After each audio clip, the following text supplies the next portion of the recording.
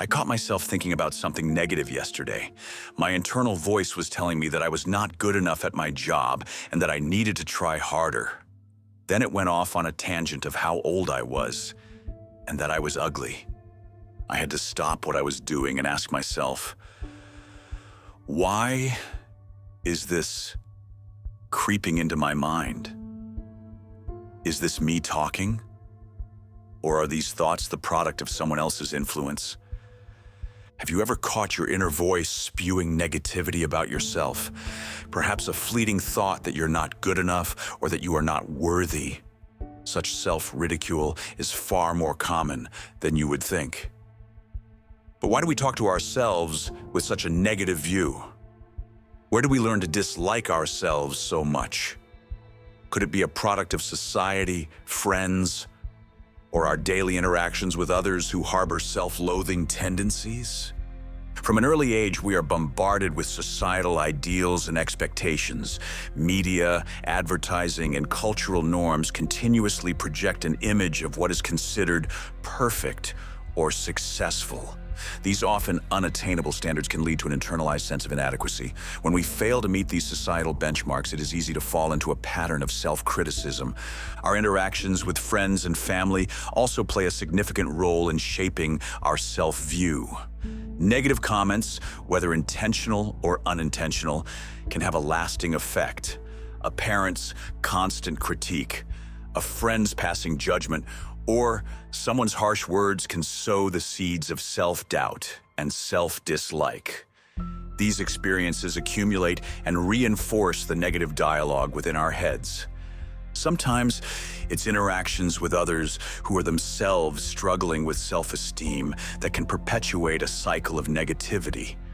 When surrounded by individuals who constantly speak poorly of themselves, it can influence our own self-perception. We may start to mirror their behavior, believing that self-hatred is a norm or even a form of humility. Ever notice when someone says something mean to you, that it seems to cling to your consciousness more than positivity, even when you know what they said is not true? Psychology suggests that negative experiences and thoughts are more likely to be remembered than positive ones. The irony here is this is partly due to the brain's negativity bias, a survival mechanism that prioritizes negative information as a way to protect us from harm. Seems a bit backwards, if you ask me. Negative self-talk can have profound effects on your mental and emotional well-being. It can erode your self-esteem and even affect your physical health.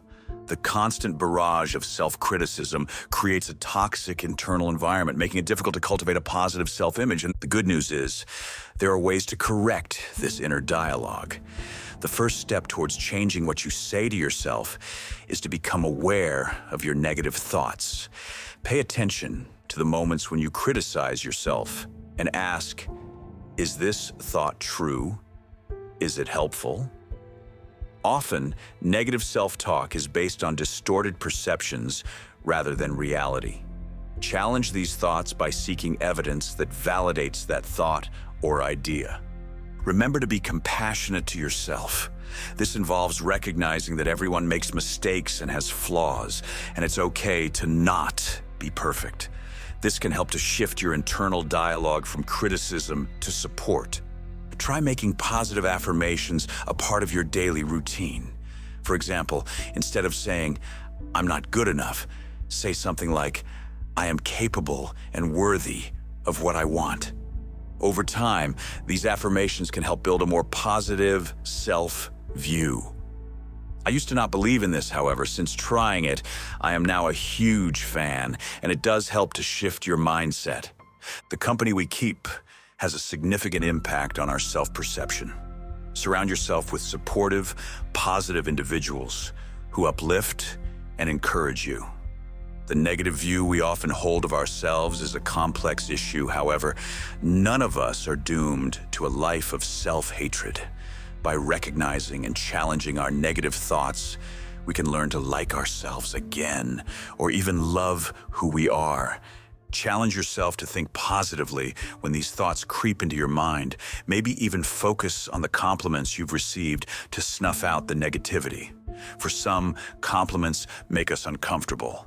But You cannot deny the glow you feel when your boss tells you that you are doing good work, or when a stranger compliments on how you look.